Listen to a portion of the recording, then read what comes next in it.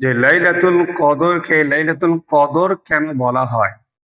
এই সূরা নাজিল হওয়ার কারণ কি? যে লাইলাতুল কদর কোন তারিখে হয়? ইন্না আনজালনাহু ফি লাইলাতিল কদর ওয়া মা আদরাকা মা লাইলাতুল কদর লাইলাতুল কদরি খায়রুম মিন আলফি শাহর। সাদাকাল্লাহুল আযীম। রমজান মাসের শেষ 10 দিন সবচেয়ে বেশি ফজিলতপূর্ণ দিন। কেননা এই শেষ দশকে একটি বিশেষ বরকতপূর্ণ রজনী আছে, যাকে আমরা শবে কদর বলে জানি।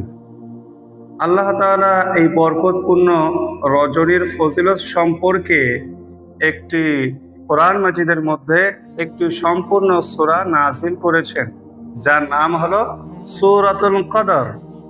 আমরা সর্বপ্রথম এই সূরাটির তরজমা লক্ষ্য করব, তারপর এর তাফসীর করব এবং কিছু জরুরি বিষয় নিয়ে আলোচনা করব ইনশাআল্লাহ। এই সূরার মধ্যে মোট 5টি আয়াত আছে। প্রথম আয়াতে আল্লাহ রাব্বুল আলামিন বলেছেন যে ইন্না আনজালনাহু ফি লাইলাতিল কদর, নিশ্চয় আমি আল্লাহ এই কোরআনকে অবতীর্ণ করেছি লাইলাতুল কদরে। দ্বিতীয় আয়াত ওমা আদরাকা মা লাইলাতুল কদর, আপনি কি জানেন লাইলাতুল কদর কতটা ফজিলতপূর্ণ রজনী? তৃতীয় আয়াত লাইলাতুল কদরি খায়রুম মিন আলফি শাহর, লাইলাতুল কদরে ইবাদত করা হাজার মাস ইবাদত করার চেয়ে উত্তম।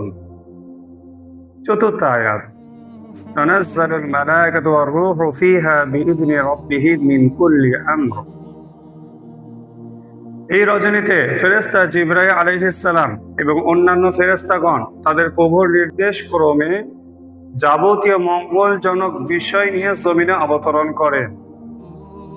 পঞ্চম বা শেষ আয়াতে আল্লাহ তাআলা বলেছেন সালামুন হিয়া হাত্তা মাতলাইল ফজর, এই রজনীতে মাগরিব হতে শুরু করে ফজরের ওয়াক্ত পর্যন্ত শান্তি অবতীর্ণ হতে থাকে। এই হলো সূরাতুল কদরের তরজমা। সম্মানিত দিনদার ভাইরা আমার, এবার আমরা এই সূরার সংক্ষিপ্ত তাফসীর করব এবং তাফসীরের মধ্যে বিশেষ 4টি বিষয় নিয়ে আলোচনা করব। প্রথম বিষয় হলো এই সূরার শানে নুজুল কি? শানে নুজুল বলতে এই সূরার নাজিল হওয়ার কারণ কি?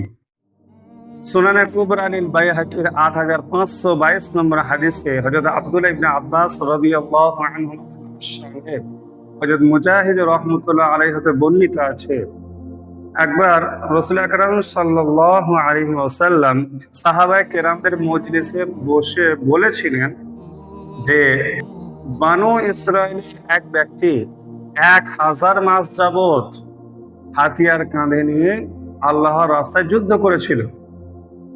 সাহাবারা একথা শোনা মাত্র আশ্চর্য হয়ে গেলেন আর বললেন, ইয়া রাসূলুল্লাহ, যদি আল্লাহ পাক আমাদেরকে একটা লম্বা বয়স দিতেন, যদি আল্লাহ পাক আমাদেরকে একটা লম্বা হায়াত দিতেন, তবে আমরাও অনেক ইবাদত করে সওয়াব হাসিল করতে পারতাম। তখন আল্লাহ রাব্বুল আলামিন সূরাতুল কদর নাজিল করেছিলেন। তো এই সূরার মধ্যে আল্লাহ রাব্বুল আলামিন বলেছেন যে আমি তো উম্মতে মুহাম্মাদিয়ার জন্য লাইলাতুল কদর নামে এমন একটি রজনী দান করেছি যে ওই এক রাত ইবাদত করলে 1000 মাস ইবাদত করার চেয়েও বেশি সওয়াব মিলে যাবে। আলহামদুলিল্লাহ, এটা হলো সূরাতুল কদর নাযিল হওয়ার কারণ। দ্বিতীয় বিষয় হলো যে লাইলাতুল কদরকে লাইলাতুল কদর কেন বলা হয়? কিতাবগুলির মধ্যে এই রাতকে লাইলাতুল কদর বলার 3টি কারণ উল্লেখ করা হয়েছে। নাম্বার 1 হচ্ছে কদর মানে হচ্ছে ভাগ্য বা তাকদীর। আল্লাহ রাব্বুল আলামিন এই রাত্রে বান্দাদের পূর্ব লিখিত এবং পূর্ণ 1 বছরের ভাগ্যলিপি একটি তালিকা ফেরেশতাদের হাতে তুলে দেন। তাই এই রাতকে লাইলাতুল কদর তথা ভাগ্য রজনী বলা হয়। তাফসীরে কুরতুবীতে এই সূরার ব্যাখ্যায় হযরত আব্দুল্লাহ ইবনে আব্বাস রাদিয়াল্লাহু আনহু থেকে বর্ণিত আছে যে আল্লাহ তাআলা এই রাত্রে 4 জন দায়িত্বশীল ফেরেশতা হযরতে মিকাইল, হযরতে ইসরাফিল, হযরতে জিবরাইল এবং হযরতে আজরাইল আলাইহিমুস সালামকে ডেকে বান্দাদের গোটা বছরের যাবতীয় বিষয়ের ভাগ্যলিপি একটি তালিকা তাদের হাতে তুলে দেন। তাই এই রাতকে লাইলাতুল কদর বলা হয়। দ্বিতীয় পয়েন্ট হচ্ছে যে আল্লাহ রাব্বুল আলামিন এই রাত্রে বান্দাদের আমলের কদর করেন। কদর করেন মানে কি? বিশেষভাবে কবুল করেন। সেই জন্য এই রাতকে লাইলাতুল কদর বলা হয়। পয়েন্ট নাম্বার 3 হচ্ছে নামকরণের তৃতীয় কারণ হলো যে আরবি ভাষায় কদরের আরেকটি মানে পাওয়া যায়, সেটা হলো মহত্ব বা সম্মান। যেহেতু আল্লাহর নিকট এই রাতটি মহত্বপূর্ণ এবং সম্মানিত, তাই এই রাতের নাম হলো লাইলাতুল কদর। এই হলো নামকরণে তৃতীয় কারণ। সম্মানিত দিনদার ভাইরা আমার, এবার আমরা আলোচনা করব লাইলাতুল কদরের ফজিলত সম্পর্কে। মনে রাখবেন, লাইলাতুল কদরের বহু ফজিলত আছে। প্রথম ফজিলত হলো যে এই রজনীতে আল্লাহ রাব্বুল আলামিন কোরআন নাযিল করেছেন। কোরআন মূলত রাখা ছিল লৌহে মাহফুজে। সূরা বুরুজের 21 এবং 22 নম্বর আয়াতে আল্লাহ তাআলা বলেছেন যে বাল হুয়া কুরআনুম মাজিদ ফি লাওহিম মাহফুজ। কোরআন লৌহে মাহফুজে সংরক্ষিত আছে। সেই লৌহে মাহফুজ থেকে গোটা কোরআন লাইলাতুল কদরে এই পৃথিবীর উপর প্রথম আসমানে একসাথে অবতীর্ণ হয়েছে। আর এই কথা সূরা কদরের শুরুতেই আল্লাহ পাক বলে দিয়েছেন, ইন্না আনজালনাহু ফি লাইলাতিল কদর। নিশ্চয় আমি আল্লাহ এই কোরআনকে অবতীর্ণ করেছি লাইলাতুল কদরে। আর তারপর আসমান থেকে 23 বছর ধরে প্রয়োজন মতো অল্প অল্প করে ফেরেশতা জিবরাইল আলাইহিস সালাম বিশ্বনবী সাল্লাল্লাহু আলাইহি ওয়াসাল্লামের উপর অবতীর্ণ করেছেন। তাহলে বোঝা গেল যে লাইলাতুল কদর হলো গ্রহন্ত মুকুট আল কোরআন নাযিল হওয়ার রজনী, যার কারণে এই রাতের ফজিলত অপরিসীম। লাইলাতুল কদরের দ্বিতীয় ফজিলত হলো যে সূরা কদরের মধ্যেই বলা হয়েছে যে লাইলাতুল কদরি খায়রুম মিন আলফি শাহর, যে লাইলাতুল কদরে ইবাদত করা 1000 মাস ইবাদত করার চেয়েও বেশি সওয়াব পাওয়া যায়। 1000 মাস বলতে বোঝানো হয়েছে 83 বছর 4 মাস। সুবহানাল্লাহ। লাইলাতুল কদরের তৃতীয় ফজিলত হলো সাহাবী হযরত আবু হুরায়রা রাদিয়াল্লাহু তাআলা আনহু থেকে বর্ণিত আছে, এটা আছে সহিহ বুখারী 1901 নম্বর হাদিস। রাসূল আকরাম সাল্লাল্লাহু আলাইহি ওয়াসাল্লাম বলেছেন, যে ব্যক্তি ঈমান অবস্থায় সওয়াব হাসিল করার উদ্দেশ্যে কদরের রাত্রে জেগে ইবাদত করবে, আল্লাহ তাআলা তার জীবনের যাবতীয় গুনাহকে মাফ করে দিবেন। সুবহানাল্লাহ। লাইলাতুল কদরের চতুর্থ ফজিলত হলো, এটা আছে সুনানে তিরমিজির 3513 উম্মুল মুমিনিন হযরত আয়েশা সিদ্দিকা রাদিয়াল্লাহু তাআলা আনহা থেকে বর্ণিত আছে। তিনি বলেছেন যে আমি একদিন রাসূল আকরাম সাল্লাল্লাহু আলাইহি ওয়াসাল্লামকে জিজ্ঞেস করেছিলাম যে ইয়া রাসূলুল্লাহ, আমি যদি নিশ্চিতভাবে জানতে পারি যে আজ লাইলাতুল কদরের রাত, তাহলে আমি আল্লাহ রাব্বুল আলামিনের কাছে আমি কি দোয়া করব? রাসূল আকরাম সাল্লাল্লাহু আলাইহি ওয়াসাল্লাম বলেছিলেন যে হে আয়েশা, তুমি আল্লাহর কাছে এই বলে দোয়া করবে, আল্লাহুম্মা ইন্নাকা আফুউন কারীম তুহিব্বুল আফওয়া ফা'ফু আননি। যে হে আল্লাহ, তুমি তো বড় ক্ষমাশীল, দয়াশীল, তুমি তো বান্দাদেরকে ক্ষমা করতে ভালোবাসো।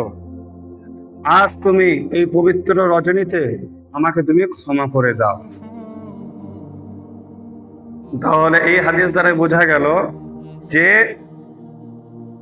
আল্লাহ রাব্বুল আলামিন এই রাত্রে বান্দাদেরকে বিশেষভাবে ক্ষমা করে থাকেন।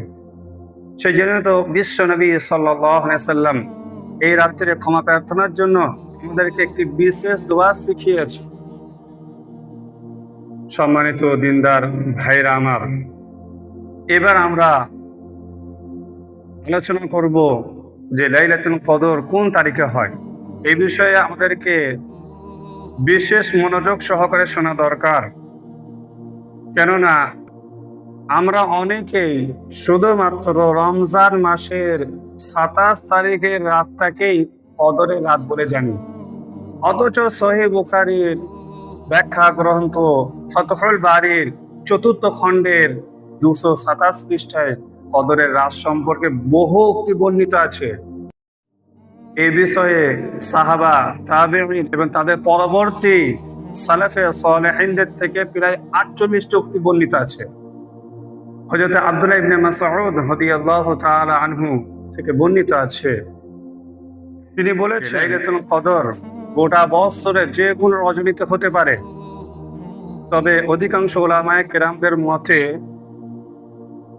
লাইলাতুল কদর রমজান মাসেই হবে, আর সেটা যে কোনো তারিখে হতে পারে। তবে এর মধ্যে অধিক সম্ভাবনা হলো এই রমজান মাসের শেষ দশকে। এই শেষ দশকের মধ্যে আবার বিশেষ করে বিজোড় ৫টি রাত্রে লাইলাতুল কদর হওয়ার সম্ভাবনা খুব বেশি। অনুরূপ ভাবে বিজোড় রাতগুলির মধ্যে হতে ২৭তম রজনীতে লাইলাতুল কদর হওয়ার সম্ভাবনা সবচেয়ে বেশি প্রবল। এ সম্পর্কে উম্মুল মুমিনিন হযরত আয়েশা সিদ্দিকা রাদিয়াল্লাহু তাআলা আনহা থেকে বর্ণিত সহিহ বুখারীর ২০২০ নম্বর হাদিসটি লক্ষ্য করি।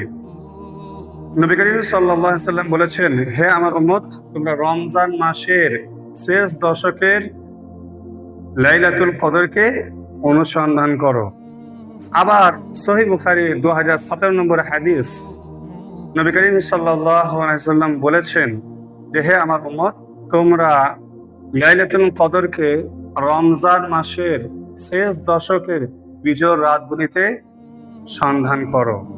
অনুরূপভাবে সহিহ মুসলিমের ১৬৭০ নম্বর হাদিসে বর্ণিত আছে, উবাই ইবনে কাব রাদিয়াল্লাহু তাআলা আনহু বলেছেন যে, আমি আল্লাহর কসম খেয়ে বলতে পারি যে লাইলাতুল কদর রমজান মাসের ২৭ তারিখের রজনী। যাই হোক, আমরা এই সমস্ত ব্যাখ্যা থেকে বুঝতে পারলাম যে শবে কদরকে শুধুমাত্র রমজান মাসের ২৭ তারিখের রজনীতেই সন্ধান করা উচিত নয়, বরং রমজান মাসের শেষ দশকের বিজোড় রাতগুলিতে সন্ধান করা দরকার। যাই হোক, আল্লাহ পাক আমাদের সকলকেই রমজান মাসের এই লাইলাতুল কদরের কদর করা তৌফিক দান করুক। আমরা সকলে বলি আমিন।